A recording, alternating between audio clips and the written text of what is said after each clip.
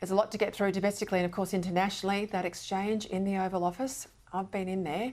This bloke has too. Joining me now, Sky News contributor Chris Uhlmann. OK, you and I have the rare privilege of having been in that room.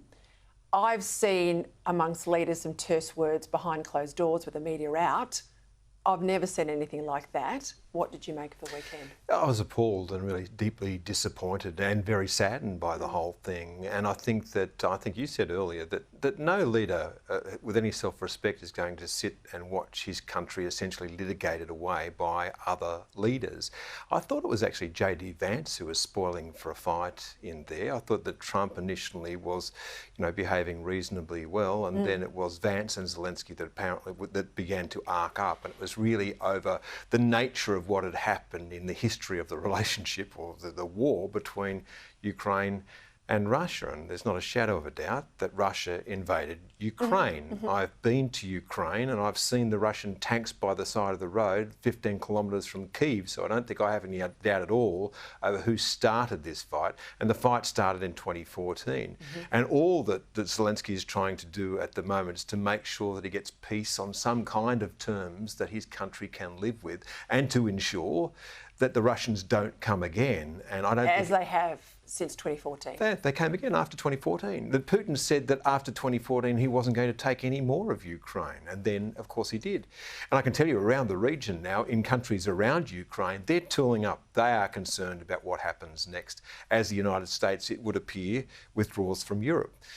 Now, you were saying before too, this whole peace deal is not going to work unless the United States backs it up. So I think we're living in some very interesting times, and the kind of settlement that Ukraine gets from Russia may be the kind of settlement that the rest of the world gets from places like China. I think the hard thing is the unpredictability of the diplomatic space with Donald Trump. Now, in part, that will work to the United States' favour. I mean, he's got outcomes out of the weekend of this London summit. He's got the Brits to say they'll do more. He's got the French to say they'll do more. I make the point they still require the US guarantees. I think, Vance is playing to an American crowd very much. What price are we going to extract for American military heft? I get that. That's clear in the campaign. This straddles two administrations. There were claims in the room at the Oval Office that Zelensky had been too close to the Biden administration, that he was out there campaigning for the Democrats. So there's a lot of bad blood there. And I also fear, for too long, everyone's criticised the United States. We've demanded they get on the world stage. We've demanded them be the policeman for the democratic West, and that it doesn't matter what they do, Afghanistan, Iraq, the world comes down on them, the elites do at least, like a ton of bricks. So they're weary of the world's fights. But now's not the time for them to pull back, and that's the worry. Yeah, look, I understand a lot of what Trump is saying, and I've got some sympathy for it, by the way. The Europeans have been free-riding for nearly 80 years. As we have. Yeah, absolutely we have. And we've just actually underlined that in the course of the last week. We are unable to follow 3 Chinese ships in circumnavigating Australia. That's what we proved in the course of the last week, and that is terrifying. And when the United States realises that we're just as bad as Europe, we may well get the same treatment as Europe is getting from the United States. So I do understand that.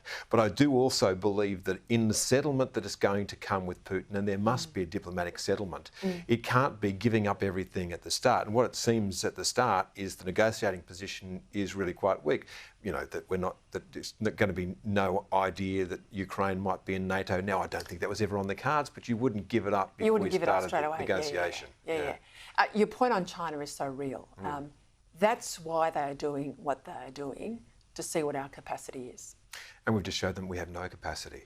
We've got 25 ships left in our Navy, and this is over, by the way, over a long run of time. Yes. You can blame both major parties for this, but I also, by the way, blame the brass and the bureaucracy that advises governments. You do often wonder what's going on in... Yeah, I said that, I think on Thursday, there was a reckoning for down the hill. Yeah. The suburb of Russell, which is all infiltrated with defence institutions, they are where the reckoning must be.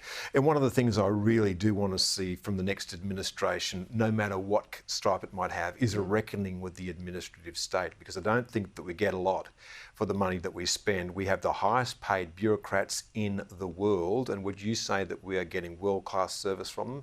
my answer would be no. Now, I don't imagine that the Labor Party is ever going to do that, but I do think that there is time for a government, an incoming coalition government, to take a long, hard look at the way the bureaucracy works in Australia, and I wouldn't mind seeing someone shake that up or shake it to its foundations. You might have your Can I suggest Mike Pizzullo would be a good person to run Prime Minister? Well, that too, but right now, as we speak, we've got a Coalition Senator, frontbench minister, on her feet, about to announce something pretty big in relation to the public service, and I'm going to cross to that in a moment. Watch this space.